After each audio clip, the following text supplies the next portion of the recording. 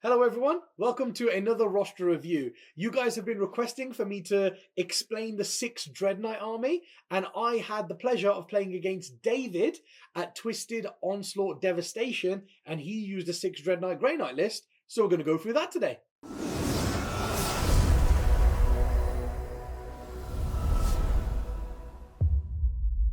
If you haven't already, guys, hit that subscribe button and notifications bell in the corner over there so you know each time we release one of these videos. Right, let's jump straight into it then. Step number 1, let's have a look what's actually in the army list. So this army list consists of 3 different detachments, a spearhead detachment and 2 patrol detachments. I was going to say a patroller and a patrol, but 2 patrols, that'll do. So the spearhead detachment is sword bearers. Now I'm not going to tell you exactly what these all do because we'll cover that in the how it works section. So we've got a sword bearers spearhead detachment. In there the HQ is a Grandmaster Nemesis Dreadnought, and he's got the Servant of the Throne upgrade. Then he's got the Vortex of Doom psychic power and the Empiric Amplification psychic power. Now I'm not going to say for every single Dreadnought, I'm just going to tell you what every Dreadnought has in one go. So all of them have got 1 fist, 1 Nemesis Greatsword, the heavy side cannon, and also the Gatling cannon as well, the silencer. The Gatling silencer and the heavy side cannon, the sword and the fist. That's what all of them have got. And then the 3 Grandmasters have teleporters and the normal Dreadnoughts don't. So when I say like a Dreadnought, that's what they're equipped with, all of that stuff, because they've got loads of weapons. So yeah, the Grandmaster Dreadnought, Servant of the Throne, Vortex of Doom, and Empiric Amplification. And in the spearhead with him, surprise, surprise, is 3 Nemesis Dreadnoughts, because they're absolutely amazing. They've gained the core keyword now, which is great. And then we are on to the first patrol detachment. So we've got a Rapiers patrol detachment, which has got a Grandmaster Dreadnought, again, as the HQ, because this is how you get 6 in. So the first thing to note about these armies, guys, when you're running Dreadnought Grandmasters, is you can have no more than 1 Grandmaster per detachment in your army, and also you can only have a maximum of 1 Grandmaster from each Brotherhood in your army as well. So if you have 1 Sword Bearers Grandmaster in your army, then the next one has to be a Rapiers one or a Prescient Brethren one. It can't be, you can't have a second Sword Bearers Grandmaster. So bear that in mind. That's why they all look like this, the 6 Dreadnought list. So in there you've got a Grandmaster Dreadnought. He's got the Unyielding Anvil Warlord trait, the Sigil of Exigence relic, and the Foretelling of Locus upgrade. He has the Gate of Infinity psychic power and Warp shaping. Then in there you've got 3 units of 5 strikes. Also, to mention, guys, those Dreadnoughts we talked about earlier, all 3 Dreadnoughts have got Hammer Hand because that's the power they have to have. Then all 3 of these 5-man strikes have got Hammer Hand because that's what they have to have. They're all armed with Nemesis swords and Stormbolters. Then in the fast attack slots, you've got a unit of 5 interceptors and a unit of 10 interceptors. And so the 5-man unit's got 1 stave and 4 swords, and the 10-man unit's got 2 staves and 8 swords. Just so when you combat squad them, you can still have 1 stave and 4 swords per squad. Then the last detachment is a Prescient Brethren patrol detachment, and in there you've got a Grandmaster Dreadnought again with Vortex of Doom and Empiric Amplification, and you've got another unit of 5 Strike Marines, but this one's got all halberds in it. Right, guys, let's have a look at the list then and how it all works. This is part 2, how the list works. So let's go step by step. First of all, Grey Knights. For being Grey Knights, they get +1 to deny the witch test, which I think is great as you know, just a standard buff, because there are quite a few armies out there now which rely on psychic powers, and it can be useful if you play against other Grey Knights as well and they're trying to get their powers off and you get +1 to deny. It's very good. It means you only have to match people's roll because you get +1 to deny rather than having to roll higher than them. It's cool that you've just got to match them and you can deny their powers, so that's pretty nice. And also you get a 5 up feel no pain against mortals.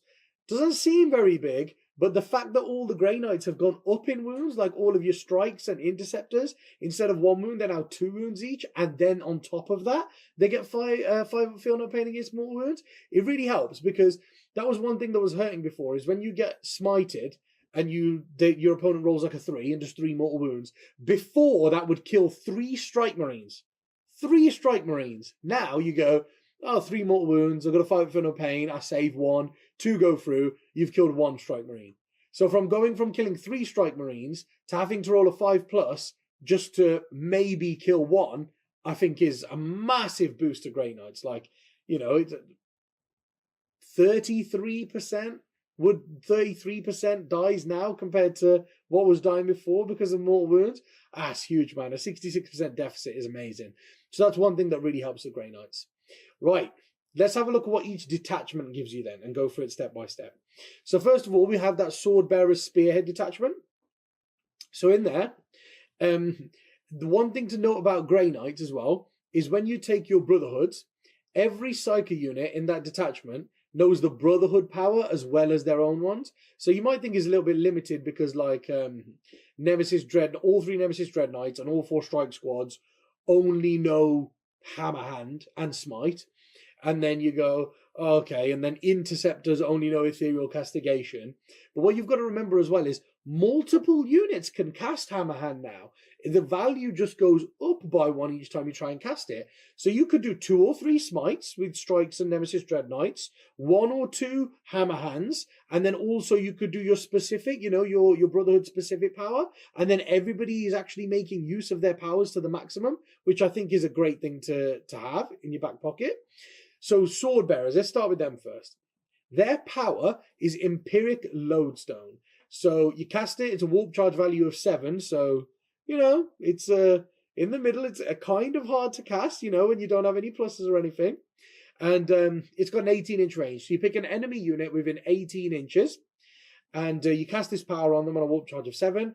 And then all Sword Bearer vehicles get +1 to wound against that target until the start of your next psychic phase. So for an entire battle round, all of your vehicles get +1 to wound against that target. So if you're playing against like Imperial Knights, you light one Imperial Knight up by casting this power on them, and you go, right, all 3 Dread Knights from this detachment and the Grandmaster, they all get +1 to wound against you. That's with shooting and also melee attacks, which is amazing.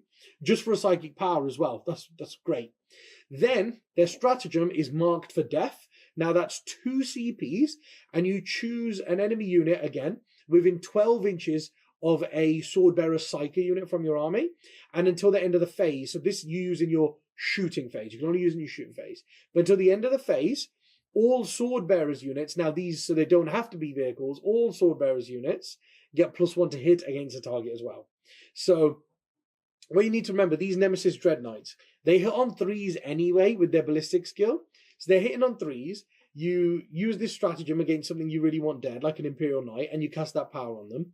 And you go, right, now I'm hitting you on 2s, and then core units reroll 1s to hit around a Grandmaster Dread Knight. So they're hitting on 2s, rerolling 1s because Nemesis Dread Knights are now core. So they're hitting on 2s, rolling 1s. And then if you've cast that power as well, then they've got +1 to wound as well with all of their damage.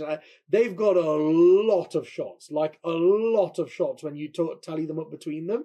And then you go, right, well, if basically everything's hitting because I'm hitting on 2s, rolling 1s, and then I'm getting +1 to wound, I'm actually going to do a hell of a lot of damage to quite a few targets, especially when you chuck all the smites in there. You've got the hammer hands that you cast, so you've got reroll wounds in combat. Just the damage that comes off the 4 Dread Knights in this detachment is just insane. Then on top of that, you've got to remember that Servant of the Throne has been given to the Grandmaster Dread Knight in that detachment, which gives him a 3+ invulnerable save for 1 turn. So you use it when he's targeted for an attack in either the shooting phase or the fight phase. And basically what happens after that, you use it, and until the end of the turn, he gets a 3+ invulnerable. End of the turn. So if he gets shot at the start of the shooting phase, you can pop this, and he'll have a 3+ invulnerable for the shooting phase, but also for the following fight phase as well. So that makes him very tough to kill for 1 turn. Then you've got Vortex of Doom on that guy as well to do 2d3 mortal wounds to someone. And you've also got Empiric Amplification. Now that's a power that you cast on an enemy unit, and then whenever you target that enemy unit with a Grey Knight unit that's got Nemesis Force weapons or Psi weapons, you increase the damage by 1. Now imagine that poor Imperial Knight that you've done that power on, and you've done this power on. So you've done the Sword Bearer's power on it, Empiric Lodestone, and then you do Empiric Amplification on it, and you go, right, the Dread Knights, actually, they're heavy Psi cannons that are 6 shots each. You go, well, they're hitting you on 2s, rolling 1s. but now they're also wounding you on 3s because they're strength 8 with +1 to wound. And then you go, right, everyone that goes through is now flat 3 damage because of this power as well. So when you look at the Dread Knights on paper, they don't look too scary just by looking at what their stat line is, what their guns do, and what their combat does. But when you start powering up all the strats and powers that you can actually use on them, that's when it starts to become really scary, and you start to notice the damage that you can actually do with these units. So that's the Sword Bearers bit. That then brings us on to the Rapiers Patrol Detachment. So in there,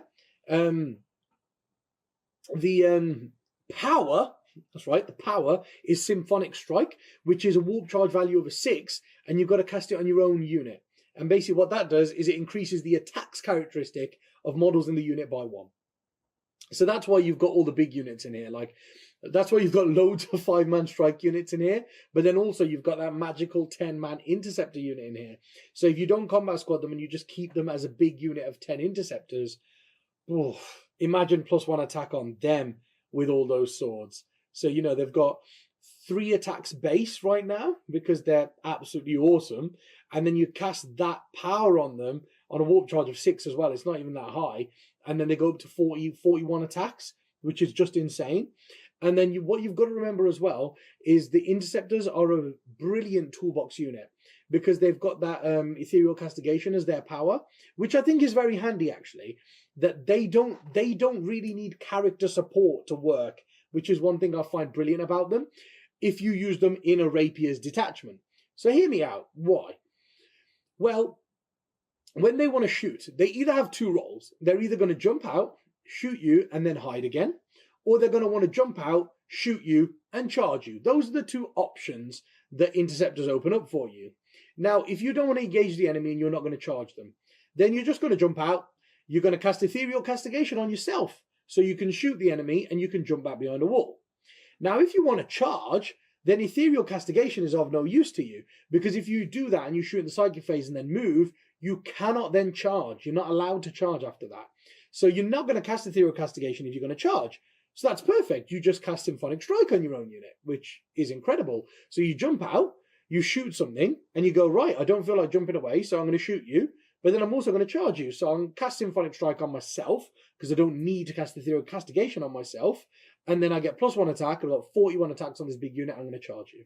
So I think it's brilliant because whatever they need to do, whether they want to just shoot and then hide again, or whether they want to shoot and charge, both of the powers that allow them to do both of those jobs efficiently are cast by themselves. So they don't soak up any, other resources from your army. That's the word I was looking for. They don't soak up any other resources. They just do everything themselves. Brilliant.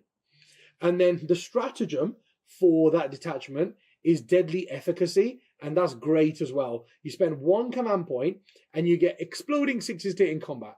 Now, for anybody that doesn't know what Exploding 6s are in combat, it means every unmodified hit roll of a 6 is 2 hits instead of 1. Now, imagine that. You cast that power on yourself, spend 1 CP, and you charge in there. You've got 41 attacks. You're hitting on 3s, and then every 6 is 2 hits. So you've got to go in there with 41 attacks. You're probably going to get like 36 hits, which is absolutely bonkers when you've got strength 5, -3 AP, flat 2 damage weapons. To get 36 hits on something is just incredible. So there you are. That's what that does. But then also you've got to remember in that detachment, you've got the absolutely incredible Grandmaster Dread Knight. So he's got Gate of Infinity, so he can either teleport himself or a friendly unit around the board.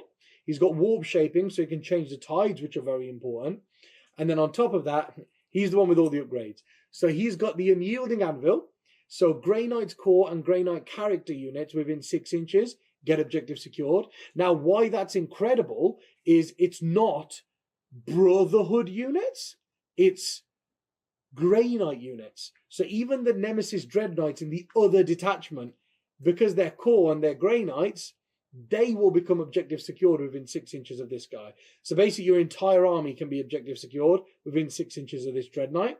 He's also got the Sigil of Exigence relic, which means once per game, when he's shot in your opponent's shooting phase, you can remove him from the board and redeploy him anywhere that's 9 inches away from enemies. But if you're no longer an eligible target, then your opponent can declare new targets for what they want to shoot. Now, there's a brilliant trick with this. So it says if you are no longer an eligible target, they can declare another target for their shooting. But if you take that guy off the board, the urge is always, the temptation is always there to remove him from the board and then put him down somewhere where he just can't be seen, and you go, right, he's safe. But then they're going to redirect their shooting and have a whole squad shooting or something else. What you can do instead is you can remove him from the board and put him down somewhere where only one model in that unit that was going to shoot him, only one model in that unit can still see him. So you are still a valid target. You are an eligible target for that unit because the one guy can still see you and is still in range of you. So that one guy will get to shoot you, and the rest of the squad cannot redeclare their targets because you are still a valid target for the unit. So one guy will get to shoot you, and then the rest of the squad is wasted. So that's the best way to use that relic. So bear that in mind if you're using it. And then also, he's got the foretelling of Locust upgrade that's been paid for in points, and that lets you redeploy up to 3 units after seeing who's going to go first, which is just an amazing ability. And if you're using strategic reserves, which you do in match play games, then those units can be put into strategic reserve as well. So if you've put them in danger, because you put them, in some games you'll be like, right, I'm going to hide pretty much everything, but I don't have any room to hide these 3 Dread Knights. So what do? You put those 3 Dread Knights right on the line in case you go first, so you can go out and do some damage. And then you go, right, I'll put them on the line because there's nowhere to hide them in my deployment zone. I'll put them on the line. Right, I've gone first, I'll go forward, I'll do damage. Okay, I haven't gone first. I'll just put all 3 of them in strategic reserve. So it's a very powerful ability to just have for only paying a few points for it, and then being able to null deploy your opponent, but with the benefit of seeing who goes first, because you can go, I can play it slightly risky and just put them on the line, because it's actually not risky at all. If you go first, you've managed to get the firepower of all that. But where it comes is, if you don't buy this foretelling of Locust and you deploy on the line because you can't hide anywhere, if you don't go first, your Dread Knights are going to get shot. But here you go, well, I'll just put them in reserve and we'll play the long game. So that's one other benefit of having this ability in your army. So that's what the Rapiers detachment does as well. Let's have a look at the Prescient Brethren now. The Prescient Brethren bit, that patrol detachment, what that has to offer is something slightly different. You'll notice that there's only 1 Grandmaster Dread Knight in there and only 1 unit of 5 strikes. That's mainly just because you're taking it for the stratagem to make the Grandmaster Dread Knight really good. So their stratagem is Foresight. It's 1 CP, and basically you can use it in the shooting phase when a unit shoots, or you can use it in the fight phase when a unit fights. And that unit can reroll hit rolls and wound rolls of 1. So you're using this on your Grandmaster Dread Knight, basically. When he shoots, he can reroll hit and wound rolls of 1 when he shoots. And he can also reroll hit and wound rolls of 1 in combat, which is where the magic comes with this guy. Because obviously when you use those 12 attacks he's got, because he's got 6 attacks, and whenever you do a sweep, you get 2 hit rolls instead of 1. So you can get 12 attacks when he does a sweep. So when he's sweeping, 12 attacks hitting on 2s, rolling 1s is actually very, very reliable. So that's what you go for. And that strat just helps him along his way. But of course, the power is fairly decent as well. Fatal Precognition is cast on a warp charge value of 5, and you choose an enemy unit within 12 inches of the Psyker. And then each time the enemy unit moves, advances, falls back, or charges, you roll a dice. On a 4 or a 5, they take D3 mortal wounds, and on a 6, they take 3 mortal wounds. Now imagine you're rolling every time they move. So if they move, then they fall back. If they move, then they charge, then they fall back. Every single time they do one of these things, you roll a dice.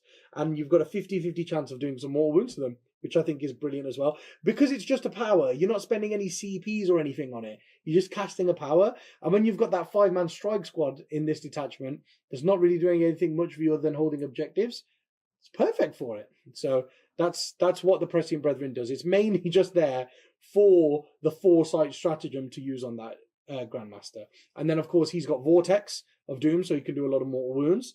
And he's got Empiric Amplification as well, in case, you need it somewhere else where the other Dread Knight Grandmaster is not.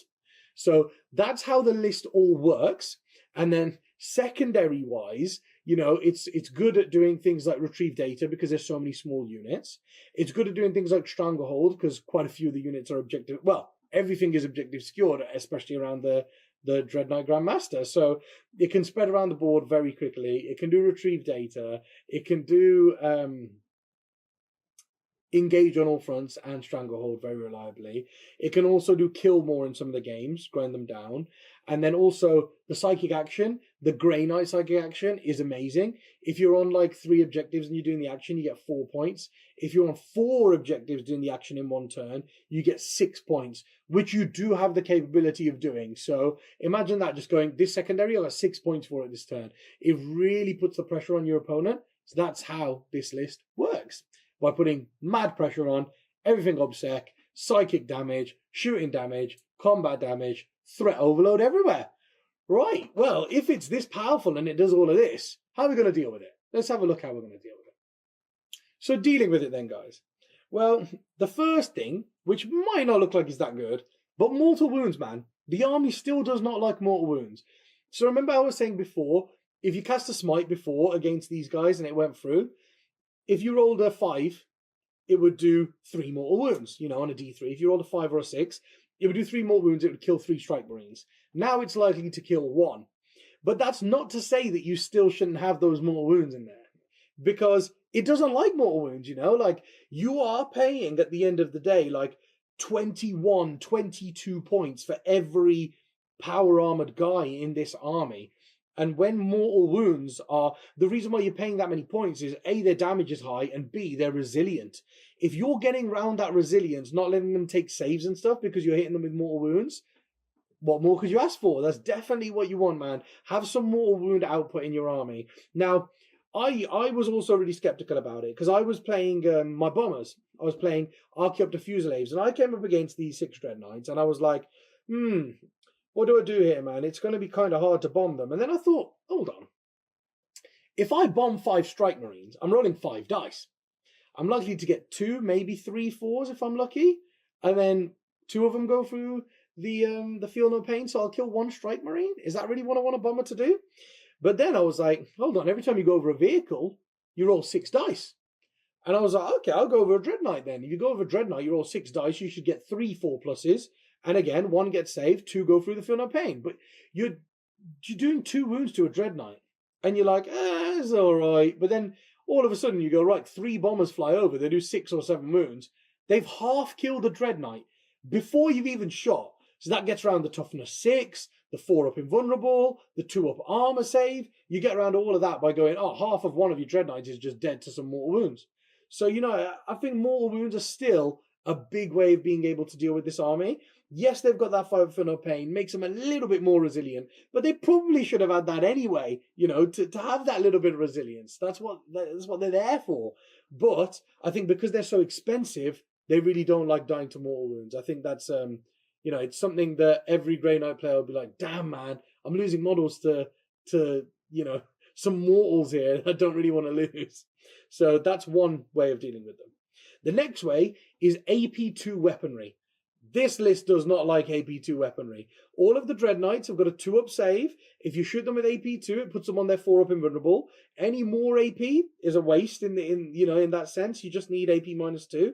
Against the strikes as well, they've got 3-up saves. -2 puts them on 5-ups, which isn't great when you're that heavily armored because you're paying a lot of points for your guys. Only having a 5-up save is pretty big. So if you can find like an abundance of attacks at -2 AP, something like Lightning Claws, if you could take Lightning Claws in a fairly decent capacity in your army, that will really hurt this, especially because you've got the full rerolls to wound when you get into combat, and then you're -2 AP. You can do a lot of damage to them. This bit's a bit weird. So, anti-tank weaponry. Anti-tank weaponry is a bit of a hit and miss here, because I think to do the damage against this army, if you take anti-tank weaponry, you're going to have to take a lot of anti-tank weaponry, meaning that a lot of your points are going to be invested in that, because you got to look at this army and go, there's 6 Dread Knights to kill. And they're all toughness 6, which isn't that high. So if you've got anti-tank weaponry, you're probably wounding them on 3s with everything, all of your anti-tank weaponry. Your problem comes where they're going to save half of the wounds. because they've got a 4+ invulnerable save. So anti-tank weaponry is normally AP -3, 4, or 5. So you're like, oh, normally another vehicle doesn't get a save against that. Well, these guys do. They have a 4+ invulnerable, all of them. So half of the wounds you cause on them with your anti-tank weaponry, they're going to shrug off. So you're going to have to do double the amount of damage just to get through that you have to do to normal vehicles, just to get through that save. Then on top of that, they have 13 wounds each, which is more than quite a lot of vehicles in the game. And then there's 6 of them. They're just not going to go down unless you take like 3 squads of 6 eradicators. But at that point, you look at your list and you go, well, I've spent 1,000 points on 3 units of eradicators. What if I come up against a list in a tournament that's a horde?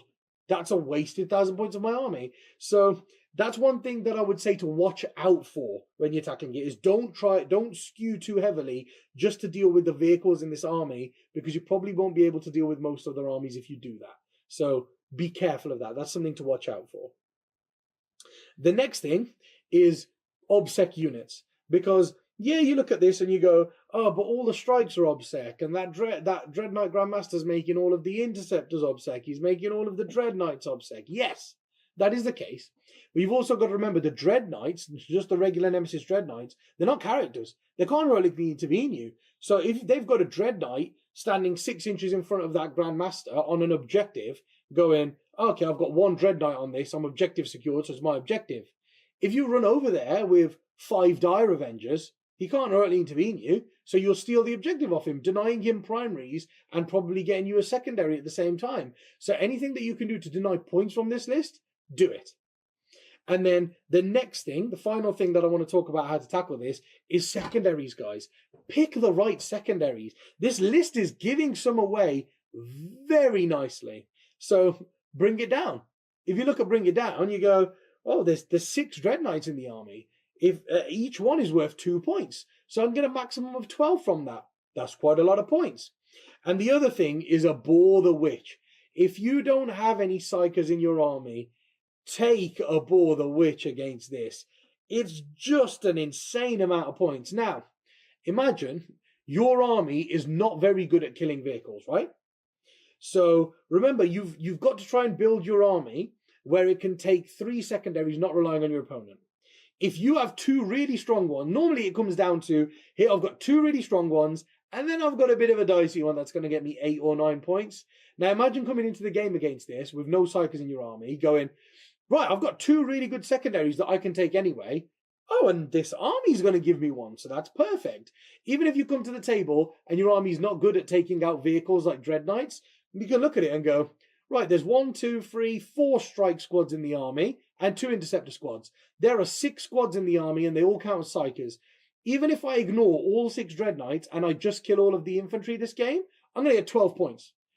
12 points on a 3rd secondary that you're just being given for killing a bunch of infantry, not even touching any of the vehicles, I think is insanely good value. You know, you kill 2 Dread Knights in the infantry and you've maxed it out. So I think definitely if you've got no Psychers in your army, take a Boar the Witch. It's just a load of free points. Because you've got to kill the things in this army if you want to win the game. You're not going to win the game if you don't kill anything. But if you kill like 4 or 5 of the infantry units, there's 10 points. And if it's just your 3rd secondary, why not do it? So that's one thing, guys. Pick the right secondaries when you play this. And the Grey Knight player will really struggle because he'll be going into the game knowing that, I don't really have 3 great secondaries taking into my opponent, but I'm giving 1 away with the way that I've got my list. Well, you know, they can't help it because they're all Psychers, but with these fragile 5-man units of infantry, I'll give away a lot of points. So that's how we can tackle the list. Let's have a look at any modifications we would make if we were going to play the list. So for the modifications, guys, and the adaptations, I would say there's only really 2 things that I would change about this, because like we normally say, there's a theme to this army. There's Grandmaster Dread Knights and normal Dread Knights everywhere. This is meant to be a 6 Dread Knight army with some versatility from infantry playing the mission and stuff. So you don't want to change anything about the Dread Knights. I think the Brotherhoods that have been chosen here, the Sword Bearers, the Rapiers, and the Prescient Brethren, they are the best ones. So you definitely want to take those 3. You definitely want to have a Grandmaster Dread Knight in each one. And you definitely want the Dread Knights, the 3 normal ones, in the Sword Bearers detachment. That is how you want this list to play and run. So it's very good, very efficient at what it does. Now, the only things that I would change about it is you've got that 110-man unit of interceptors, and we talked about how versatile it is and how much of a toolbox unit it is, how many options it gives you on top of having 6 Dread Knights, right? If you've got 6 Dread Knights and you put them down on the table, your opponent is going to look at that and go, well, all the damage is coming from those Dread Knights, so that's what I've got to deal with. All of a sudden, they get hit with this 40 shots from Stormbolters and then 41 attacks in combat with exploding 6s off this 10-man interceptor unit. And then that just goes out there and does all of its damage. And if you make it more survivable, it's going to be a pain in their ass. So, if you chuck that unit out and it does that amount of damage, your opponent has then got to deal with that unit. So, why not have 2 of those? Why only have the 1? That takes so much firepower and, it's like a decoy. It takes so much firepower and pressure off your Dread Knights because they've got to deal with that 10-man interceptor unit. That unit runs in there and wipes out a vehicle in their army, and they turn around and go, damn, I can't leave that 10-man interceptor unit. If I do, they're going to come and do the same thing next turn. So they've got to go for them. So if they're doing that, if they're being a bullet magnet and taking attention away from all of your Dread Knights, then why not take a second unit of them? So personally, what I would do is I would drop one of the 5-man strike teams in this army, and I would make the second interceptor squad, that's 5-man, up to 10-man. So I would have 2 10-man interceptor units because they're just incredible. They're bonkers. Then leading into that, I would also, because you've got 2 vortexes, 2 empiric amplifications in the list on 2 different characters, I would swap one of those powers out on one of them for Sanctuary. Because, like I say, that unit of interceptors is going to divert so much attention away from your Dread Knights that it's going to help you win the game.